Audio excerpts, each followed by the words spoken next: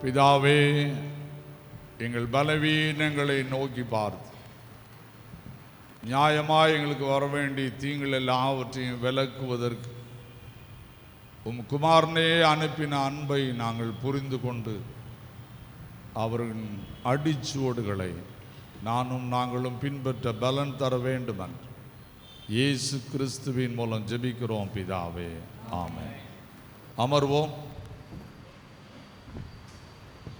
திருச்சபை என்பது தேவனுடைய சரீரம், இயேசு கிறிஸ்துனுடைய உடல் என்று சொல்லப்படுகிறது. 1 கொரிந்தியர் 12ஆம் அதிகாரத்துக்குள்ளே நாம் போய் படித்தோமானால் திருச்சபை என்பது கிறிஸ்துவனுடைய உடல்.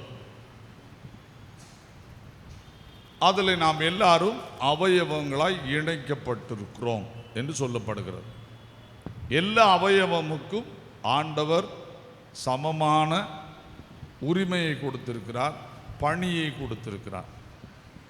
அதிகமாய் பணி செய்கிற அவயவங்களும் இருக்கிறது, குறைவாய் பணி செய்கிற அவயவங்களும் இருக்கிறது. தினமும் பணி செய்கிற அவயவங்கள் வெளியே தெரியாமலும் இருக்கிறது. அதிகமாய் பணி செய்கிற நிறைய அவயவங்கள் நம்ம கண்ணுக்கு தெரிவதே கிடையாது. காட்டு எவ்வளவு பணி செய்து அப்படின்னா அது நின்னா தான் என்ன செய்யும், அதனுடைய நிலைமை புரியும். வயிறு எவ்வளவு பணி செய்கிறது. எல்லா அவயவங்களும் வேலை செய்து கொண்டே இருக்கின்றன. வேலை செய்யாமல் நின்றால் பேஷண்ட், அப்படிதானா? ஒரு வேலையை கொஞ்சம் குறைச்சிட்டுனா எங்கே தான் போகணும்? வீட்டில் இருக்க முடியாது. எங்கே போகணும்? மருத்துவர்கிட்ட போகணும். செக்கப், என்ன செக்கப்புக்கு போய் ஆகணும். கிறிஸ்தவ வாழ்க்கையில் நாம் பணி செய்ய அழைக்கப்பட்டிருக்கிறோம். யாருடைய அவயவத்தில்? அதான் ரொம்ப முக்கியம். சத்தமே வர மாட்டேங்குது. நம்ம தனி சரீரம் கிடையாது. நம்ம யார் சரீரத்தில் ஒட்டிகிட்டு இருக்கோம்? கிறிஸ்துவின் சரீரத்தில். சரிதானா?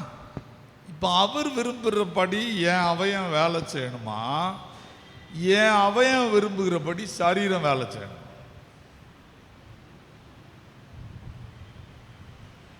உபவாசம்னா ஏதோ சும்மா கிளம்பி வந்துடாதீங்கன்னா, நான் ரொம்ப யோசித்து உட்காந்து ஜெபம் பண்ணி ஏன் இப்படிலாம் செய்தாங்கன்னு உட்காந்து ரொம்ப தியானம் பண்ணும்போது சில காரியத்தை எனக்கு வேதத்திலேருந்து ஆண்டவர் விளக்குனார். இப்போ நீங்கள் சொல்லுங்கள், இந்த கை இந்த சரீரம் விரும்புகிறத செய்யுமா, அல்ல கை விரும்புகிறத சரீரம் செய்யுமா?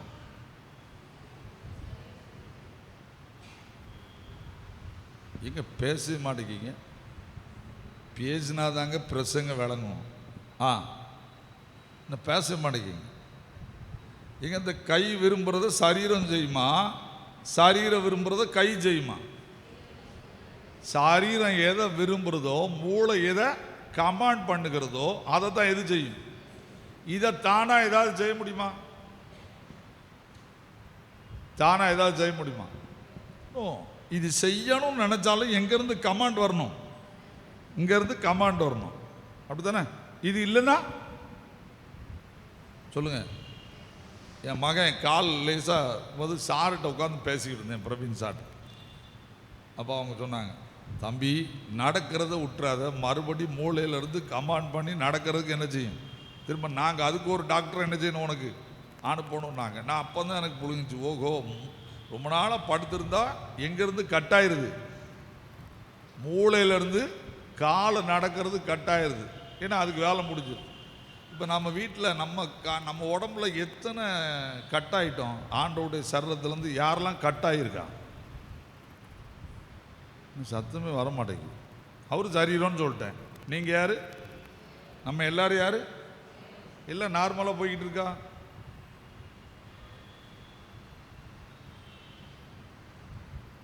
நார்மலாக போயிருக்கா, கட்டாயிருக்கா?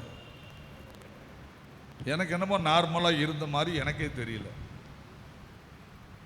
அப்பப்போ கட்டாவது. சொல்லுங்க. சில நேரம் சரீரம் என்ன சொன்னாலும் எது செய்ய மாட்டேங்கி. சத்தம் போட்டு சொல்லுங்க. ஏமா இந்த மாத்திரை ரொம்ப கசக்கு, இதெல்லாம் என்னையால சாப்பிடவே முடியாது. டாக்டரை பார்த்து சொல்லிடுறோம், எங்கே போட்டுரு? இன்ஜெக்ஷனை போடு, ட்ரிப்பில் ஏற்று, இந்த ஆள் ஒப்பேற மாட்டான், இவன் ஒன்றையும் குடிக்க மாட்டான், இவனை படுக்க போட்டு என்ன செய், கூட 10,000 பிடுங்கிறதுக்கு என்ன செய், ட்ரிப்பில் போடு. ஐயா நிறைய நேரம் சரீரம் சொல்றதை எது கேட்க மாட்டேங்கி, இந்த உறுப்புகள் கேட்க முடியல. ஏன்னா அதுல நிறைய பிரச்சனை இருக்கு, இல்லைன்னு சொல்லவே இல்லைங்க, கணக்கத்தை ப்ராப்ளம் இருக்கு, உண்மைதான், நான் இல்லைன்னு சொல்லவே இல்லை. ஆனால் சரி பண்ணாவிட்டால் பேஷண்ட், சரி பண்ணாவிட்டால் ஊனமானவன், சரி பண்ணாவிட்டால் பெட்ரிட்டன், படுக்கைக்கு சென்று விடுகிறவன், சரி பண்ணாவிட்டால் மரணத்தை சந்திக்க வேண்டியவர்கள். நன்றாய் புரிந்து கொள்ளுங்கள். சரி பண்ணுகிற ஒரு காலம்தான் இந்த நாட்கள். திருச்சபையை சரி பண்ணுவதற்கென்று ஆண்டவர் கொடுத்த காலம்தான் சொல்லுங்க, இந்த 40 நாளும், வேற எதுவுமே கிடையாது. சரியா? சரி பண்ணுவதற்கு ஆண்டவர் கொடுத்த காலம்தான் 40 days. எப்படியா சரி பண்ண முடியும் அப்படின்னு யோசிக்கீங்களா? அதை தான் இன்னைக்கு செய்தியா நான் எடுத்திருக்கேன், வேற ஒண்ணுமே கிடையாது. சிம்பிளா நீங்க என்ன செய்யணுங்கிறத சிம்பிளா சொல்லி தர போறேன், அவ்வளவுதான். அதுக்கு முன்னால உங்கள்கிட்ட ஒரு காரியம் சொல்லிடுறேன். பிரசங்கத்துக்கு முன்னால உங்களுக்கு எல்லாருக்கும் உண்டியல் வீட்டில் கொண்டு வந்து தந்துக்கிட்டு இருக்கோம். சரியா? தராதவங்க இன்னும் 2 நாள்ல வந்துடும். அந்த உண்டியல்ல பெரிய வெள்ளிக்கிழமை காலையில் திறந்து துட்டு போடக்கூடாது. அப்போ சரீரம் ஒழுங்கா வேலை செய்யலைன்னு அர்த்தம். நான் சொல்றது புரியுதா புரியலையா? டாக்டர் சீனி போடாம காப்பி குடினாரு, உப்பு போடாம சாப்பிடுனாரு, கஞ்சே குடிக்கப்படாதுன்ட்டாரு, 3 நாள் சாப்பிடக்கூடாதுன்ட்டாரு. அது மாதிரி கடவுள் உங்களுக்குன்னு என்ன வச்சிருக்காரு எனக்கு தெரியாது. 1 நேரம் சாப்பிடாம இருப்பீங்களோ, 3 நேரம் சாப்பிடாம இருப்பீங்களோ, சொல்லுங்க, 10 நேரம் சாப்பிடாம இருப்பீங்களோ, சாப்பிடாத காசுலாம் டாக்டர்கிட்ட போயிடும். எதுக்கு? ஊசி போட்டது. அது சொல்றது விளங்கலையோ? நீங்க சாப்பிடாம இருந்த காசுலாம் எங்க வந்துடணும்? உண்டியல்ல வந்துடணும். அதுக்கு பேர் என்ன உண்டியல்? சத்தம் போட்டு சொல்லணும். அது தோத்திரக்காணிக்க கிடையாது, சுய வெறுப்பு உண்டியல். நீங்க எதெல்லாம் வெறுத்தீங்களோ அதனால அவ்வளோத்தையும் உள்ள போடுங்கன்னு சொல்லலை. உங்களுக்கு ஏழைகள் இருந்தால் கொடுங்க, ஒன்றும் பிரச்சனை கிடையாது. ஆனால் கண்டிப்பாக எங்கே போட்டுறணும்? உள்ளே போட்டுறணும். எல்லாரும் உண்டியிலே எங்கே வந்துடணும்? பெரிய வெள்ளிக்கிழமை உள்ளே வந்துடணும். ஏன்னா அது உங்கள் வீட்டில் இருக்கக்கூடாது. நான் திரும்ப சொல்லிட்டேன். அந்த காலத்து குருமாராவது ரொம்ப கண்டிப்பாக பண்ணுவாங்க, அது வீட்டில் இருக்கக்கூடாது. புரிதா? கொண்டு வந்து இங்கே வச்சிருங்க. ஆனால் என்னைக்கு கையில் எடுக்கப்படாது. சத்தம் வர மாட்டேங்குது. பெரிய வெள்ளிக்கிழமை காலையிலே தேடப்படாது. அதை ஒரு இடத்துல தெளிவாக வச்சு அப்பப்போ என்ன போடணும்? அது உள்ளே போட்டுக்கிட்டே இருக்கணும். சரிதானா? நல்லா புரிஞ்சுக்கோங்க, நான் சொல்லிட்டேன். இல்லைன்னா கேல்குலேஷன் பண்ணிக்கோங்க. ஒரு நாளைக்கு இவ்வளோ ரூபா எடுத்து அப்படியே வச்சுக்கோங்க, மொத்தமாக போட்டுருங்க. உண்டியல் நிரம்பினா வேற உண்டியல் தாரோம், நானே வந்து தாரேன். ஜோம் பண்ணிட்டு உங்களுக்கு தலையில் கை வச்சு ஆசீர்வதிச்சு தாரேன். என்ன உண்டியல் நிரம்பிட்டுனா, ஐயா எங்கள் உண்டியல் நிரம்பிட்டுன்னு சொல்லுங்கள், நான் வந்துடுறேன். சரிதானா? கம்பல்சரி இது செய்யுங்க. இப்போ நீங்க பாருங்க, ஐயா சரீரம் செய்வதை அவயவம் ஏற்றுக்கொள்ள வேண்டிய கட்டாயம் இருக்கிறது. அவயவம் சரியில்லை என்றால் சரீரம் கவலைப்படுகிறது. அவயவம் சரியில்லை என்றால் சரீரம் என்ன செய்யறது? கவலைப்படுகிறது. அந்த கவலையை வெளிப்படுத்துவதற்கு அல்லது என்னுடைய இந்த கையை சரிப்படுத்துவதற்கு, என்னுடைய சரீரத்தை, என்னுடைய அவயவத்தை சரிப்படுத்துவதற்கு சரீரம் என்ன பாடுபட விரும்புகிறது? சரீரம் ஒப்பு கொடுக்கிறது. சரீரம் நான் சரியானால் தான் இந்த கை சரியாகும் என்ற நிலைக்கு வரும்போது தான் இந்த உபவாசம் அறிவிக்கப்படுகிறது. நீங்க வேதத்தை வாசிப்பீங்களானால் யோவேல் தீர்க்க தரிசன புஸ்தகம் 2ஆம் அதிகாரத்தை எல்லாரும் திருப்பிக் கொள்ளுங்க. 1ஆம் அதிகாரத்தையும் 2ஆம் அதிகாரத்தையும். யோவேல் தீர்க்க தரிசன புஸ்தகம் 1ஆம் அதிகாரத்தினுடைய 14வது வசனத்தை ஒருவர் வாசிப்போம்.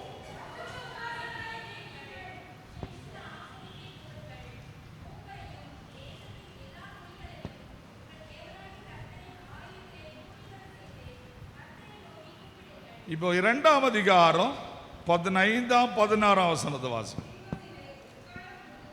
இங்க பாருங்க, 1ஆம் அதிகாரத்தில் சொல்றான், பரிசுத்த உபவாச நாளை நியமியுங்கள், விசேஷித்த ஆசரிப்பை கூறுங்கள். சரிதானா? கூறுங்கள், எல்லாரையும் வர சொல்லுங்கன்றான். எல்லாரையும் வர சொல்லுங்கன்றான். ஒரே காரியத்தை 2வது முறை ஏன் கொண்டு வந்தான் அப்படிங்கிறது எனக்கு ஆச்சரியம். ஒரே காரியம்தான், பரிசுத்த உபவாச நாளை நேமி, எல்லாரையும் வர சொல்லுட்டான். செகண்ட் டைம் அடுத்தாப்புல உடனே அதை எழுதுறான், கொஞ்சம் கடினமா எழுதுறான். ஏன் எழுதுறான்னா, இவங்கெல்லாம் கீழ்படியில, இவன் என்ன செய்யல, சத்தம் போட சொல்லுங்க, கீழ்படியில. புரியுதானா? அவையும் கீழ்பட மறிக்குது. அதனால இப்ப அதுல ஒன்னொன்னு சொல்றான், எக்காலத்தை கையில் எடுன்னா, சபை கூடுதலுக்கான எக்காலத்தை ஊதுன்னா. எக்கால ஊதியாச்சுன்னா யாரும் எங்க போக கூடாது, வேலைக்கு போக கூடாது. தெரியுமா உங்களுக்கு? அதை நான் போனா எண்ணாமத்துக்கு போனா அதெல்லாம் மண்டை பிச்சுட்டு இருக்க முடியாது. எக்காலத்தை நெடுந்துணியா ஊதியாச்சா, யுத்தத்துக்கு போறதுக்கு தனி எக்காலம், ஆலயத்துக்கு வர்றதுக்கு தனி எக்காலம் ஊதுவாங்க. ஊதும் போது எல்லாரும் என்ன செய்யணும், சர்ச்சுக்கு வந்துடணும். இப்ப கொஞ்சம் கண்டிஷன் என்ன கொடுக்குறான், எக்கால ஊதிட்டேன், எக்கால ஊதிட்டேன் அப்படின்னு சொல்லிட்டு வாசிக்க பார்ப்போம்.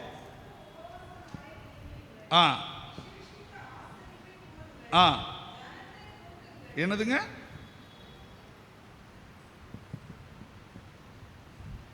அங்க ஜனநாயகம், இங்க கண்டிப்பு.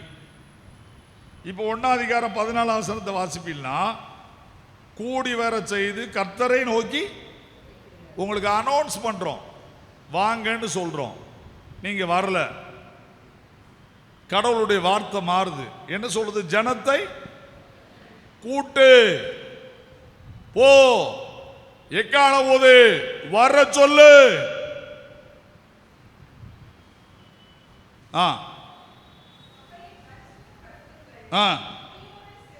என்னதுங்க? ஏங்க, ஆண்டவர் ரொம்ப கேர்ஃபுல்லா இருக்காரு. இப்போ ஒரு ஐயா மெதுவா சொல்றாரு, எனக்கு என்ன ஆகி போச்சு, சத்தம் போட்டு சொல்லுங்க, வயசாகி போச்சு. அவருக்கு ஒரே அறைதான். என்ன அறைதான்? மரியாதையா கோயில் வந்து படியான்ட்டாரு.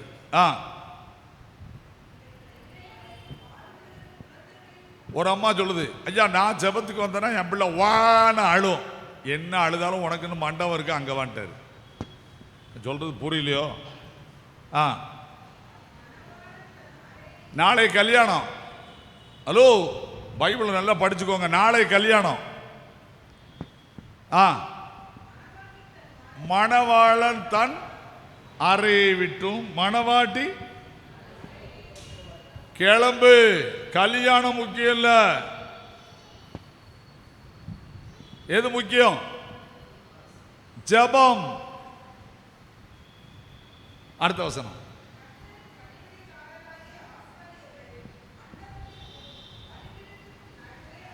நல்லா புரிச்சுக்கோங்க. இப்ப நீங்களா உட்கார்ந்து இருக்கணும், ஜெபம் பண்ணணும்.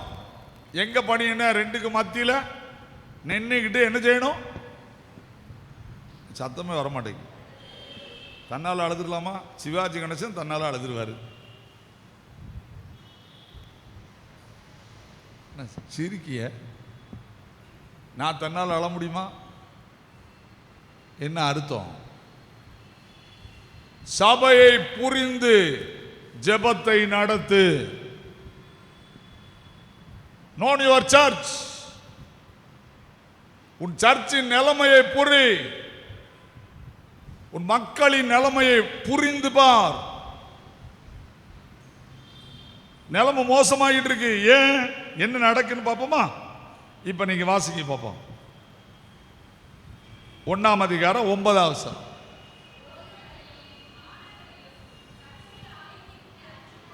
என்ன அத்துட்டா? போஜன பலியும் பான பலியும் கர்த்தருடைய ஆலயத்தை விட்டு அற்று போயின. கர்த்தரின் ஊழியக்காரராகிய ஆசாரியர்கள் துக்கிக்கிறார்கள். பணி செய்கிறவனுக்கு சம்பளம் கொடுக்க முடியல, பிரச்சனை முத்திட்டு கோயிலுக்கு யாரும் வரமாட்டேங்க. புறஜாதிகளின் நடுவிலே தேசம் அடிமையாக போகிறது. 70 வருஷம் சிறையிருப்புக்கு போறீர்கள். ஆண்டவர் மறுபடியும் உங்களை எச்சரிக்கிறார். தயவு கூர்ந்து என்ன பண்ணுங்கள்? உபவாசித்து அழுங்கள். பின்வரும் பாடுகளை என்னோடு சேர்ந்து தாண்ட வேண்டுமானால், என்னோடு கூட சேர்ந்து உங்கள் பாடுகளிலே நீங்கள் ஜெயிக்க வேண்டுமானால், நீங்கள் செய்ய வேண்டியது என்ன? கொஞ்சம் என் கூட உட்கார்ந்து உபவாசித்து ஜெபம் பண்ணுங்கள். ஜெபம் பண்ணுங்கள். இந்த காலத்துக்கு பின்னால்தான் மல்கியா எழுதப்படுது. என்ன, நீங்க நல்லா புரிஞ்சுக்கோங்க. இப்ப நம்ம புரிந்து கொள்ள வேண்டியது என்ன? திருச்சபைக்கு பண்டிகை கொண்டாட வரணும், கல்யாணத்துக்கு வரணும், மரண ஆராதனைக்கு வரணும். ஆனா கம்பல்சரி எதுக்கு வரணும்? ஹலோ, உபவாசத்துக்கு வரணும். ஏன்? சரீரம் அவயவத்தில் ஏதோ பிரச்சனைன்னு கண்டுபிடிச்சிருக்கு. எனக்கு உனக்கு உள்ள உறவு சரியாகலன்னா எங்கேயாவது லாக் ஆயிருவ. எங்கேயாவது லாக் ஆயிருவ. லாக் ஆனா உன் நிலைமை பரிதாபமா மாறிடும். ஆதலால் சரீரம் கமாண்ட் பண்ணுது, வா உபவாசம் பண்ணி ஜெபம் பண்ணுவோம். என்ன, இது அப்படியே வச்சுட்டு மத்தேயு 4 லூக்கா 4 அதிகாரத்துக்கு வந்தீங்கன்னா, பிதாவாகிய தேவன் இயேசு கிறிஸ்துவை இந்த உலகத்துக்கு அனுப்புறார். இயேசு கிறிஸ்துவோட பிதா வாழ்ந்து கொண்டிருக்கிறார். அவரும் பிதா ஒண்ணுதான், மாத்தலாம் கிடையாது. ஆனால் மனித குமாரனாக கிட்டத்தட்ட 30 வருஷம் இருக்கிறார். மனித குமாரனாக அவருடைய 12 வயசுக்கு பிறலிருந்து 29 வயசு முடிகிற வரைக்கும் எங்கேயுமே எழுதலை. எங்க இருந்தார் அப்படின்னு சொன்னா ஒரே வார்த்தையில் சொல்லிடுறாங்க, தாய் தகப்பனுக்கு அடங்கி இருந்தார், கீழ்ப்படிந்தார், சக பிள்ளைகளோடு வாழ்ந்தார்னு சொல்றாங்க. இதான் உண்மைன்னு சொல்றாங்க.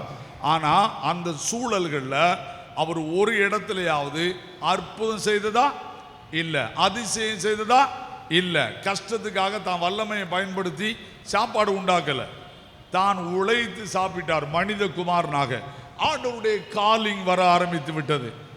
நீ இனிமேல் உன் குடும்பத்தோடு இருக்க முடியாது, வா என்னுடைய பணியை செய்வதற்கு உன்னை ஒப்புக்கொடு. அதற்கு வந்த முதல் காலிங் என்ன தெரியுமா? நீ இந்த உலகத்தை விட்டு பிரிந்து எங்க போனோம்? வனாந்தரத்துக்கு போக வேண்டும், யாரும் இல்லாத இடத்துக்கு போக வேண்டும், யாரோடும் உறவு கொள்ளக்கூடாது, நானும் நீனும் மட்டுமே உறவு கொள்ள வேண்டும், எல்லா உறவையும் முறித்து விடு. 40 days உனக்கும் உலகத்துக்கும் சம்பந்தம் இருக்கக்கூடாது. என்ன, இப்ப வேதத்தை வாசி பார்த்தீங்களா? சோதிக்கும்படி வனாந்தரத்துக்கு அழைத்து கொண்டு போனான். கூட போனது யாரு? டாக்டர். அப்படியா? கூட போனது யார்? உள்ளதை சொல்லணும். அதான் யார்? பரிசுத்த ஆவியானவரா? நல்ல பைபிளை படிக்கணும். முதல்ல யாரு? பிசாசானவன் அவரை சோதிக்கும்படி வனாந்தரத்துக்கு அழைத்து கொண்டு போறான். கூட யார் வரா? பரிசுத்த ஆவியானவர். சொல்றா. இப்ப நான் உங்களோட ஒரு கேள்வி கேட்கேன். இந்த அவயவத்தை செக் பண்றதுக்கு, இந்த அவயவத்தை சரி பண்றதுக்கு நம்மோட போராடுறதுக்கு ஒருத்தன் இருக்கான். அவன் பேர் என்ன? காக்கிறதுக்கு தான் பரிசுத்த ஆவியானவர். நீங்க இவரை வச்சுக்கிட்டே வண்டி ஓட்டாதீங்க. திரும்ப திரும்ப சொல்லிட்டேன், காக்கிறதுக்கு தான் என்னது? பரிசுத்த ஆவியானவர். பரிசுத்த ஆவியானவர் எனக்குள்ள இருக்காருன்னு உறுதி பண்ணா ஒருத்தனுடைய செக்குக்குள்ள நான் போயாகணும். என்ன, ஒருத்தனுடைய செக்குக்குள்ள போயாகணும். போகலன்னா நான் சரியே கிடையாது. அது என்னதுயா? அதான் முக்கியம். அதான் முக்கியம். அதை விட்டுட்டோம். உபவாச நாள்னா ஏதோ சும்மா நேரம் போக்கு வந்து ஒரு காலையில் 2 மணி நேரம் ஜோம் பண்ணிட்டு நான் ஜோம் பண்ணிட்டேன்னு சொல்றது கிடையாது. என்ன சொல்ல வருகிறார்? என்ன, இதை எபேசியருக்கு பவுல் எழுதும்போது என்ன சொல்லுகிறான் என்றால், இந்த உலகத்தின் நடுவில் நீங்களும் நானும் சோதிக்கப்படுகிறோம். ஒருவேளை பிரச்சனையில் சிக்குகிறோம், பாடுகளில் சிக்குகிறோம், போராட்டங்களில் சிக்குகிறோம். இதற்கு தேவை என்ன? உபவாசம் நமக்கு மிக மிக மிக முக்கியம். உபவாசம் இல்லாமல் இந்த உலகத்திலே நிறைய காரியத்தை வெற்றியோட வாழ முடியாது. வாசிக்க பார்ப்போம். 6ஆம் அதிகாரம் 10ஆம் வசனம்.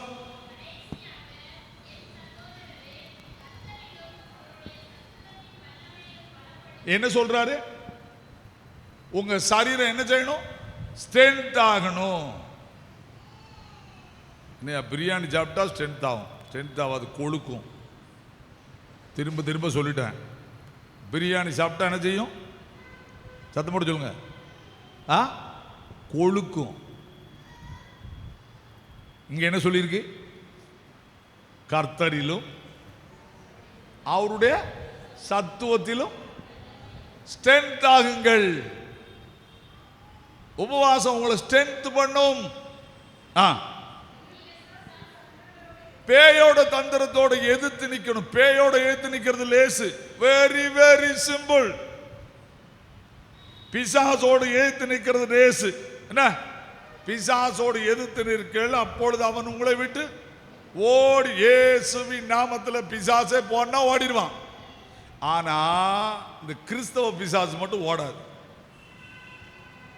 பரமற்றுக்கு ஜெபத்தை சொல்லும், அல்லேலூயா சொல்லும், ஜெபம் பண்ணும், பைபிளை தூக்கி பாடம் வாசிக்கும். நான் எத்தனை பேய் தோர்த்திருக்கேன்னு எனக்கு தான் தெரியும். ஒரு படிய பாக்கியில் என்ன வல்லமையா ஜெபம் பண்ணும், ஆவியில நிரம்பி ஜெபம் பண்ணும். புரியுதா? அந்நிய பாஷை பேசும், கக்கடா புக்கடாங்க. இப்ப முன்ன நிக்கிற ஆளு சரியில்லைன்னா அவன் தொலைஞ்சான். புரியுதா? எல்லா சாட்டையும் பண்ணும் அது. ஆனால் அது தந்திரம் பண்றது நமக்கு தெரியணும். ஹலோ, நான் சொல்றது புரியுதா? தந்திரம். இப்ப என்ன சொல்றாரு? பிசாசின் தந்திரங்களோடு எதிர்த்து நிற்கத்தக்கதாக திராணி உள்ளவர்களாகும்படி தேவனுடைய சர்வாயுத வர்க்கம். உங்க உடம்புல பரிசுத்த ஆவியானுடைய நிறைவல்ல, ஒரு பவர் இறங்கணும். இறங்கி நீங்க தரித்து கொள்ள வேண்டும். அப்படி தரித்து கொள்ளும் போது, தரித்து கொள்ளாம இருந்தீங்கன்னா முதல்ல உங்களுக்கு வேணா உங்க சரீரம். டெவில் முதல்ல எங்க கை வைப்பானா?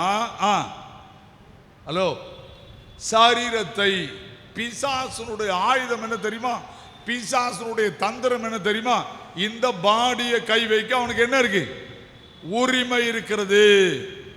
அங்க என்ன சொல்றார்? ஏனெனில் மாம்சத்தோடும் இரத்தத்தோடும் அல்ல, துரைத்தனங்களோடும் அதிகாரங்களோடும், இந்த பிரபஞ்சத்தின் அந்தகார லோகாதிபதிகளோடும், வானமண்டலத்தில் உள்ள பொல்லாத ஆவிகளின் சேனைகளோடு நமக்கு போராட்டம் உண்டு.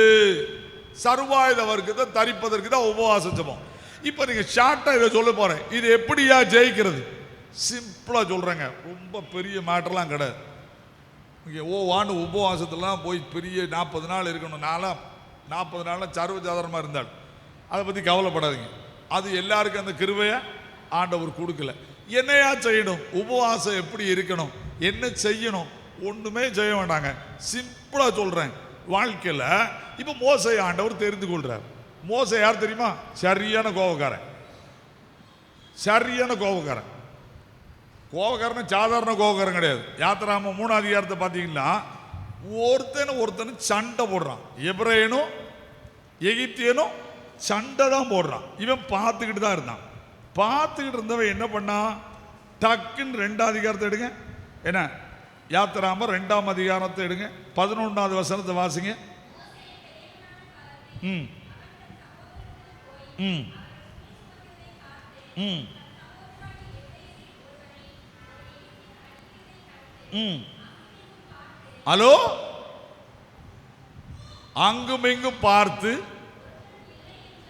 ஒருவரும் இல்லை என்று அறிந்து என்ன செய்தான்? சத்தம் போட்டு சொல்லுங்க. எகிப்தியனை காலி பண்ணிட்டான். அவன் யாரு? ஒரு மர்டர் பண்ணவன். யாரு? மோசே. தேவனுடைய வீட்டில் எங்கும் உண்மை உள்ளவன்னு இருக்கு எபிரேயர் 3 அதிகாரத்தில். புரியுதா? இப்ப இதுல என்ன நடந்துச்சு? நான் இப்ப ஒரு சிம்பிளா சொல்றேன். மோசே விரும்பி 40 நாள் உபவாசம் இருந்தானா கடவுள் அவனை கூட்டு போனாரா? இங்கதாங்க வில்லங்கமே இருக்கு. இந்த உபவாசங்கிறத மேன்மைப்படுத்தாதீங்க. நான் 40 நாள் இருப்பேன், நான் 20 நாள் இருக்கணும், நான் 21 நாள் இருக்கணும், நான் 5 நாள் இருக்கணும். திரும்ப திரும்ப சொல்லிட்டேன். இதுல அத்தனை பேர் விழுந்து போறான். என்ன செய்யணும்? ஆண்டவருக்கு தெரியும். இவன் முக்கோவி, எடுத்த உடனே எல்லாரையும் கொல்லுவான்னு தெரியும். ஆண்டவர் பார்த்தாரு, ரைட், இவன் என்ன செய், தூக்கு மேல. எங்க எங்க மலையில சீனாய் மலைக்கு தூக்குனாரு. யாத்திராம 20 அதிகாரத்துக்கு போனோம். சீனாய் மலையில தூக்கி அங்க கொண்டு எத்தனை நாள் வச்சாரு சொல்லுங்க? 40 days. 40 days வச்சாரு. இப்ப அவன் தண்ணி தாகம் வந்திருக்குமா?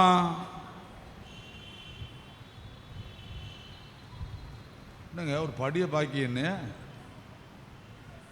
எங்க தண்ணி தாகம் வந்திருக்குமா? வந்திருக்காது. சத்தமே வரமாட்டேங்குது. மெடிக்கல் படி 3 நாளைக்கு மேல தண்ணி குடிக்காம இருக்கக்கூடாதுன்றாங்க. ஆனா 40 நாள் அவனுக்கு தண்ணி தாகம் வந்திருக்குமா? வந்திருக்காது. வந்திருக்குமா? வந்திருக்காதா? பசி வந்திருக்குமா? வந்திருக்காதா? என்னையா செய்தாரு? மனுஷன் அப்பத்தினால் மாத்திரமல்ல, தேவனுடைய வாயிலிருந்து புறப்படும் ஒவ்வொரு வார்த்தையினாலும் பிழைப்பான். தேவனோடு பேசிக் கொண்டிருந்தான்.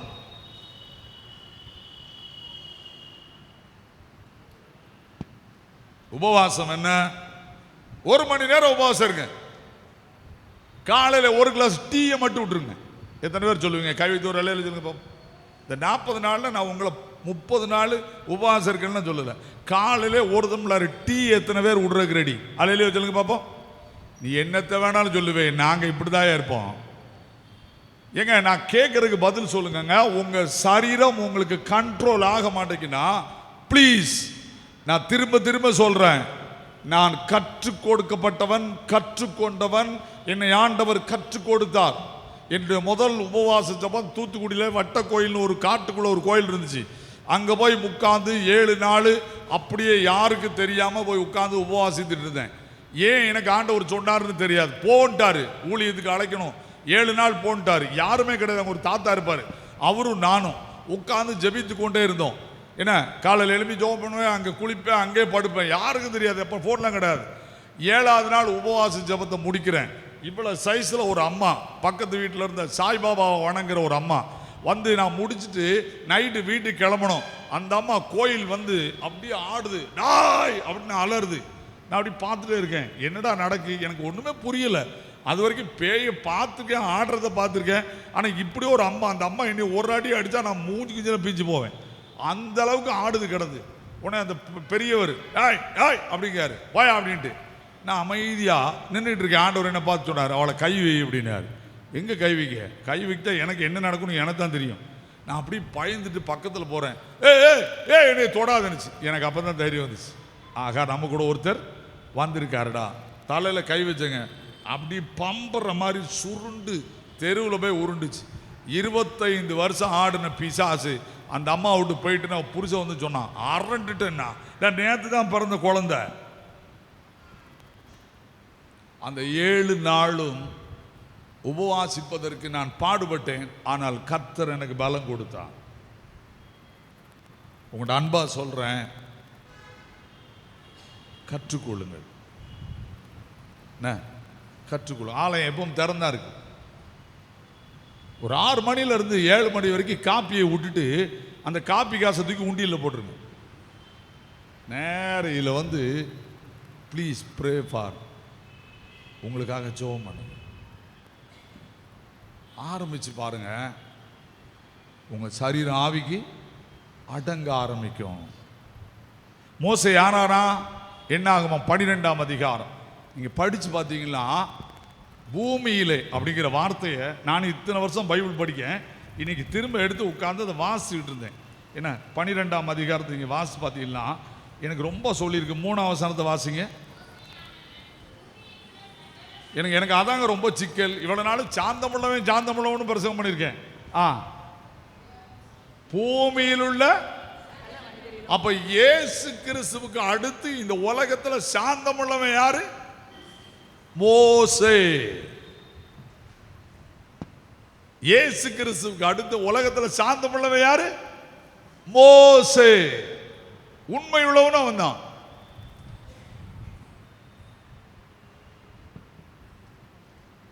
உங்களை மாற்ற முடியுமா? நம்மளை மாற்ற முடியுமா? முடியாது. எங்க மாற்ற முடியுமா? முடியாது. சொல்லுங்க. சத்தமே வர மாட்டேங்குது. கைதட்டி பாடுவோமா? கூடாதது ஒன்றுமில்லையே. கைதட்டணும். கூடாதது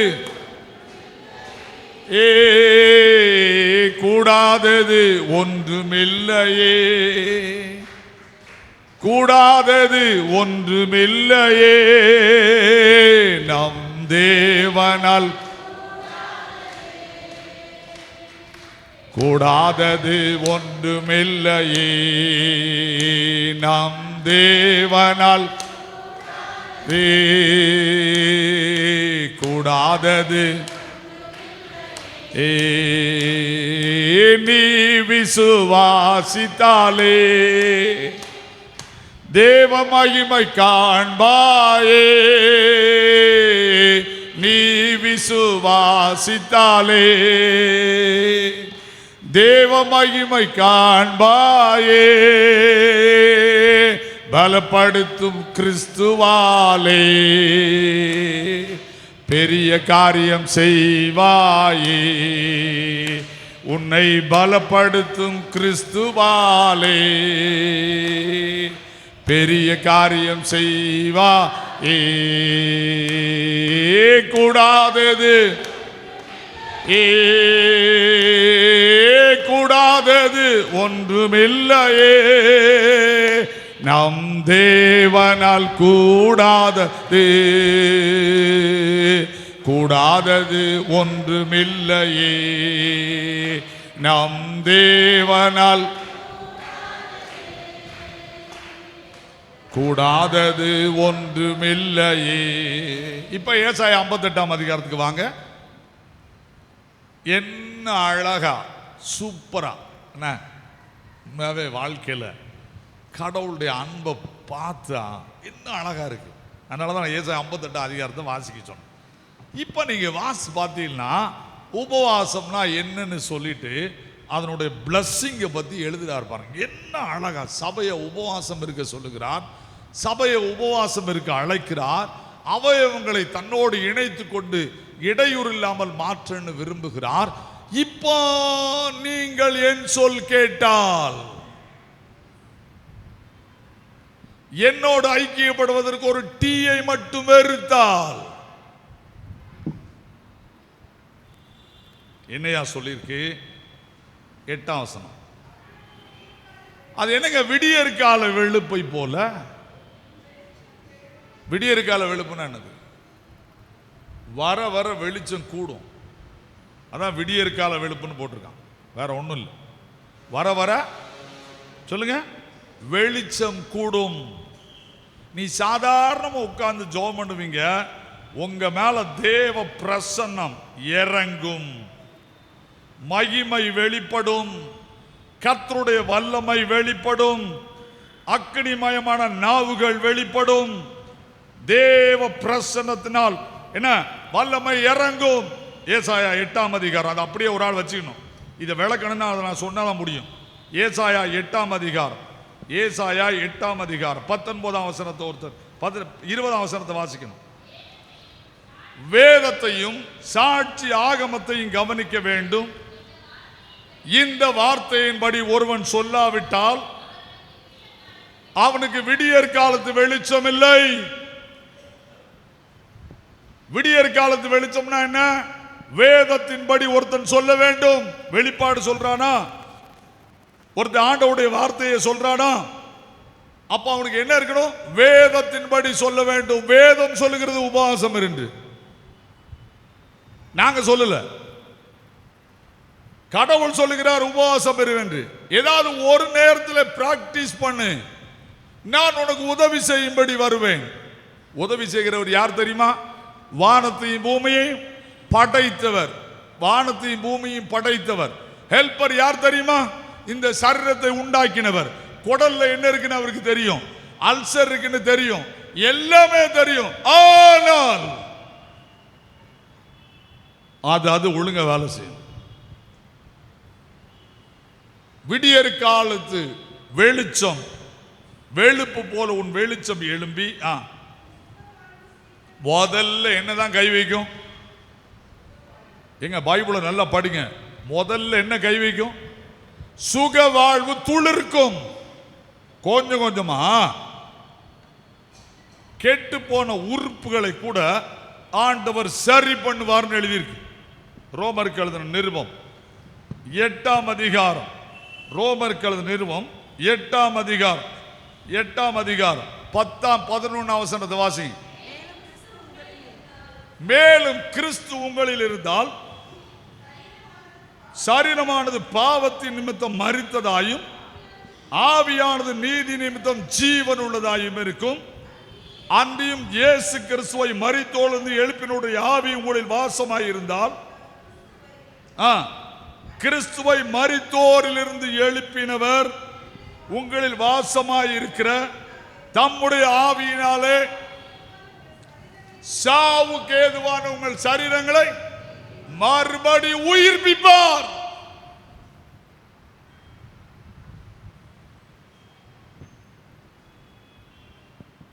ஏதோ நேர போக்குக்கு உபவாசம் இருக்க சொல்லல. பாடி அட்டாக் பண்ணுதா, போராடி ஜெபம் பண்ணு, உபவாசம் இரு.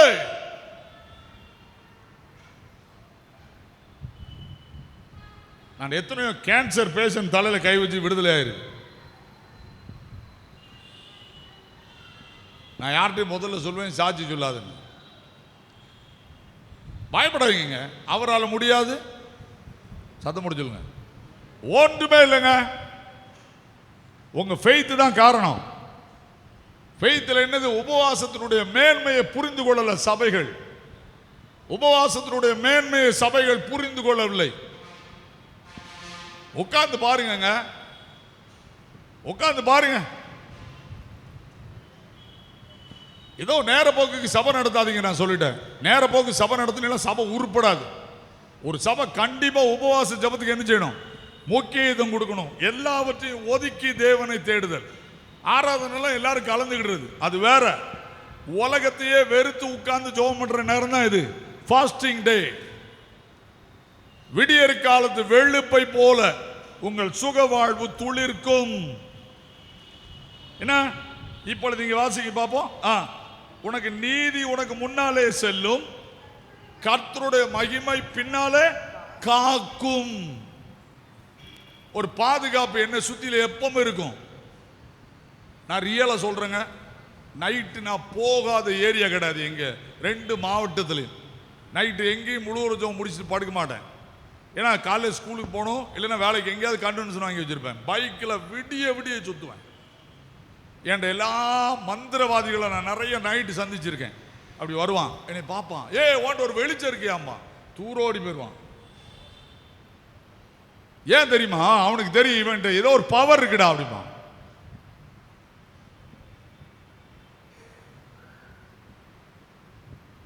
மகிமை இயேசு பரிசுத்த ஆவியானவர் உங்களோடு உங்களுக்கு தெரியாதுங்க. அடுத்து வாசிங்க. இப்ப என்ன சொல்லியிருக்கு? இந்த மகிமை உன் கூட இருக்கும்போது பிரச்சனை வந்த உடனே டாக்டரை ஓட மாட்டேன். பிரச்சனை வந்த உடனே பிரச்சனைக்குரிய இடத்துக்கு ஓட மாட்டேன். கூப்பிடுவாய், மறு உத்தரவு அருள் செய்வார். உனக்கு கூப்பிட்டு சத்தம் வரலன்னா சத்தம் தான் போடுவாய். நீ சத்தம் போடுவாய். எபிரேயர் 5ஆம் அதிகாரம் 7ஆம் வசனத்தை ஒருத்தர் படிக்கணும். எபிரேயர் 5ஆம் சத்தம் விடுவாங்கிற வார்த்தைக்கு விளக்கம் அங்கதாங்க இருக்கு. அவர் மாம்சத்தில் இருந்த நாட்களில் தம்மை மரணத்தின் நின்று ரட்சிக்க வல்லமை உள்ளோரை நோக்கி பலத்த சத்தத்தோடும் கண்ணீரோடு ஜெபம் பண்ணி, நல்லா புரிஞ்சுக்கோங்க, ஆண்டவர் தனக்கு பலன் இல்லாத நேரம் வனாந்தரத்துக்கு போனார், சத்தம் போட்டு ஜெபித்தார்.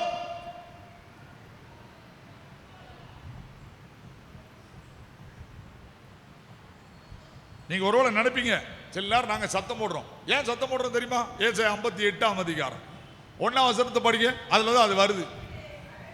நல்லா புரிஞ்சுக்கோங்க. ஃபுல் பீட்ல நின்று சில நேரம் சத்தத்தை அடக்க முடியாது. ஏன் தெரியுமா? பரிசுத்த ஆவியானவர் குத்திடுவார் எங்களை. சத்தமிட்டு கூப்பிடு, அடக்கி கொள்ளாதே. எப்படி சத்தத்தை உயர்த்தணும்? எக்காலத்தை போல உன் சத்தத்தை உயர்த்தி என் ஜனத்துக்கு அவன் மீறுதலையும் யாக்கோபின் வம்சத்தாருக்கு அவன் பாவங்களையும் தெரிவி பாவத்தை சொல்லும் போது ஒரு பிரசங்கியாருடைய சத்தம் ரைஸ் ஆகும். ஏன் தெரியுமா? எனக்கு கேட்கலன்னு ஒருத்தர் சொல்லக்கூடாது. உங்களுக்கு பிரச்சனை முத்துதா, கதவை பூட்டிட்டு சத்தம் போட்டாலே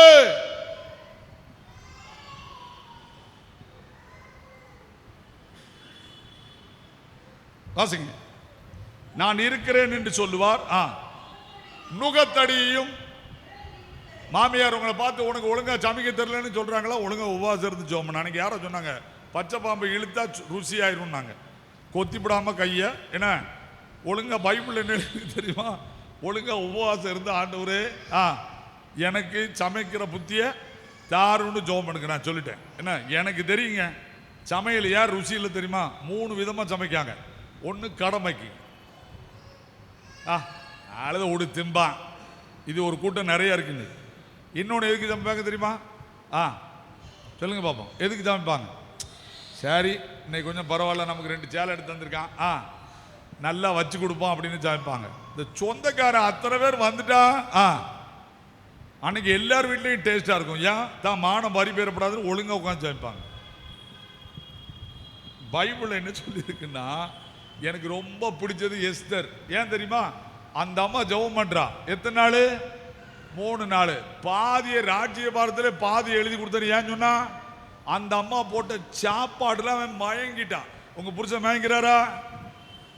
ஹலோ, நான் கேட்கேன். பொரோட்டா சாப்பிட பேர் தான் பிரச்சனை. வீட்டில் தாங்க இருக்கு, வெளியே இல்லை. Read your Bible. என்ன அழகா எழுதிருக்கு பாருங்க. உன் விரல் நீட்டுதலையும் நிப சொல்லையும் உன் நடுவிலிருந்து அகற்றி. இதான் ரொம்ப முக்கியம். இப்ப எல்லாம் உபவாசம் இருந்துட்டோம். இன்னைக்கு நான் 40 நாள் உபவாசம் இருக்கேன்னு வச்சுக்கோங்களேன். காலையில தோறும் உபவாசம் இருக்கேன்னு சொல்லி நேர்ந்திருக்கேன். இன்னைக்கு காலையில ஜோம் பண்ணிக்கிட்டு இருந்தேன். போன வருஷம் 40 ரூபா ஒதுக்கினேன். இன்னைக்கு காலையில் இதுல இருந்து போகும்போது பாட்டு பாடிட்டே போனேன். இல்லை, போன வருஷம் சாப்பாடு விலை 40 ரூபா, இந்த வருஷம் 50 ரூபா கொடு அப்படின்னாரு. எனக்கு டக்குனுச்சு. ஓஹோ, ஆண்டவர் நமக்கு மேலே விழிப்பா இருக்காருல்ல. என்ன, போன வருஷம் எவ்வளவு? 40 ரூபா. இந்த வருஷம் 50 ரூபா கொடுத்துட்டு தோழிச்சு போடுறாரு. அப்பவே நினைச்சேன், ஓஹோ சாப்பிட்டா எவ்வளோ தூக்கி போட்டுறணும், 50 ரூபாய் தூக்கி கடவுளுக்கு கொடுக்கணும்டா, இல்லைன்னா நமக்கு சாத்து விழுந்துரும்னு. ஏங்க, நான் உங்களை திரும்ப திரும்ப சொல்றேன், உங்க காசு உங்க கைக்கு திரும்ப ரிட்டர்ன் ஆகவே அப்படி ஆனில்னா அந்த உபவாசம் செல்லாது. படிச்சுக்கோங்க.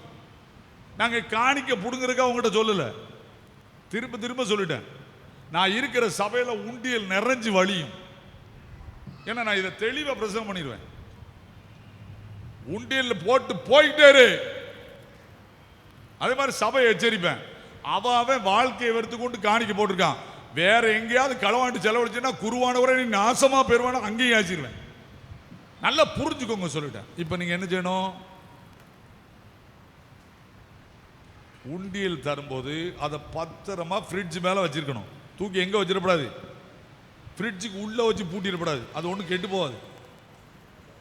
பக்கத்தில் வச்சுட்டு போகும்போது வரும்போதெல்லாம் என்ன செய்யணும்? ஓ இன்னைக்கு உபவாசம்டா, துட்ட முதல்ல உள்ள போட்டு மற்ற வேலையை பாருங்க.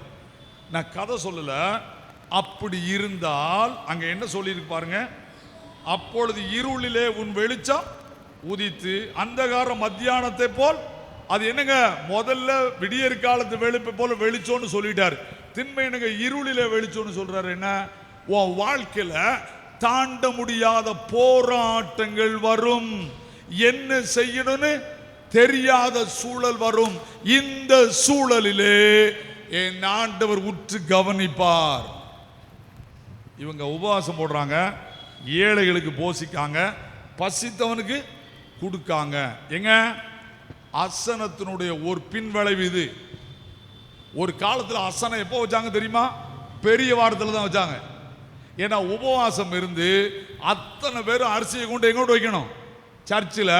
அதை மேக்சிமம் என்ன பண்ணாங்க? சாப்பாடா போட்டாங்க ஏழைகளுக்கு. ஏன் தெரியுமா?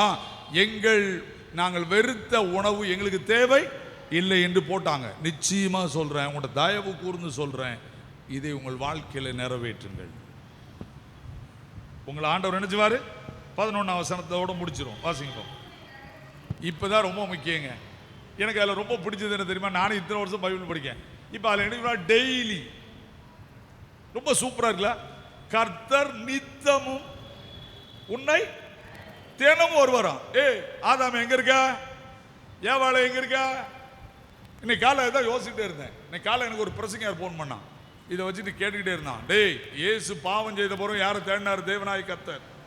ஆதாம் ஏவாளையும் தேடினார்னா உன்னையும் தேடுவாரு, பாவம் செய்தாலும் தேடுவாரு. கவலைப்படாது. நித்தம் உன்னை நடத்தி மகா வறட்சியான காலங்களில் உன் ஆத்மாவை திருப்தியாக்கி உன் எலும்புகளை நிலமுள்ளதாக்குவார். எப்படி இருப்பீலாம்?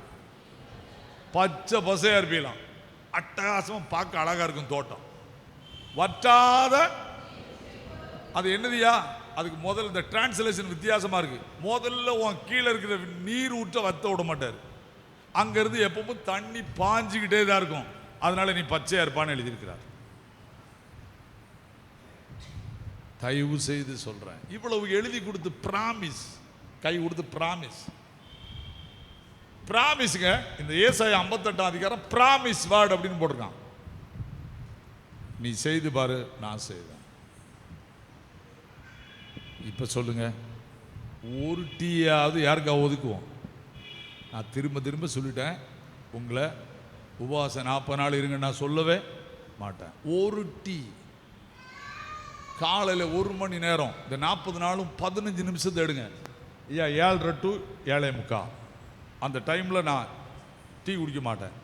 அந்த 15 நிமிஷம் மட்டும் ஒரு அதிகாரத்தை வாசித்து ஒரு 10 நிமிஷம் ஜெபம் பண்ணுவேன். நீங்கள் பெரிய வெள்ளிக்கிழமை என்னை வந்து சந்திங்க பார்க்கலாம். சவால் விடுறேன் நான். என்கிட்ட ஒரு பொம்பளையை கூட்டு, ஒரு லேடியை கூட்டு வந்தாங்க. அந்த அம்மா பயங்கர ஒரு நிறைய படிச்சிருக்கா, டீச்சர். நான் ஒரு லைப்ரரியில் உட்காந்து எழுதி படிச்சுக்கிட்டு இருந்தேன், புக்ஸ், பாளையங்கோட்டையில். ஐயா உங்கள் பேர் ஜெவகுமாரா? எஸ். என்ன விஷயம் அப்படின்னு? என்ன இவ்வளோ டென்ஷனாக கேட்கீங்க? இல்லை உங்களை பற்றி சொன்னாங்க. சொல்லுங்கள் என்ன விஷயம்? எனக்கு குழந்தை இல்லை. எத்தனை வருஷமா? 10 வருஷமா. அதுக்கு நான் என்ன செய்யணும்? நீங்கள் ஜோம் பண்ண, நான் ஜோம் பண்ணாலும் குழந்தை வராது. குழந்தை யார் தான் தரணும்? நான் அந்த அம்மாவை பார்த்தேன். இங்கே வா, உனக்கு 40 days டைம் தரேன். 40 days டைம் கொடுக்கேன். சரி, காலையில் எழுமணும், 1 மணினா ஒரே இடத்துல உட்காரணும், ஒரே டைமில் ஜோம் பண்ணணும். திரும்ப என்னை பார்க்க வர மாட்டீங்க, போங்கட்டேன். நான் சொன்ன வார்த்தை வேற ஒன்றுமே கிடையாது. 1 மணி நேரம் நீங்கள் எடுக்கணும், ஒரே டைமாக இருக்கணும், ஒரே இடமா இருக்கணும். தலைகீழ நின்னால பிரச்சனை வரும். அதில் நீங்கள் தவறாமல் இருங்க. என்னை வந்து பார்க்க வர முடியாது, திரும்ப நீங்கள் என்னை பார்க்க வர மாட்டீங்க அப்படின்னு. ஏங்க அழகான ஆம்பளை பிள்ளை தூக்கிட்டு போயிட்டாங்க. திரும்ப திரும்ப சொல்றேங்க, மனிதனால் கூடாதவைகள் தேவனால் கூடும். என் சரீரம் சரியாயிட்டுனா அவர் எனக்கு, என்னை ஆலயமா அவர் வந்து மாத்திடுவார். எனக்குள்ள இருப்பார், என்னை கொண்டு செயல்பட ஆரம்பிச்சிருவார். எனக்குள்ள செயல்படுத்துவார், என்னை கொண்டு செயல்பட ஆரம்பிச்சிருவார். இந்த 2 நடக்கணும்னா எது முக்கியம்? ஃபாஸ்டிங். கண்களை மூடுவோமா, தலை தாழ்த்துவோமா, தேவனை நோக்கி பார்ப்போமா. ஆண்டவரே, இந்த லெந்து காலத்தை ஏதோ நேர போக்குக்கு செலவழிக்க நாங்கள் வரல. நேர போக்குக்கு கிடையவே கிடையாது. சபையில் 3 உபவாச ஜெபம் நடத்துகிறோம். 2வது வெள்ளிக்கிழமை, 4வது வெள்ளிக்கிழமை, 3வது சனிக்கிழமை. 1 மணி நேரம் வாங்க, 1 மணி நேரம்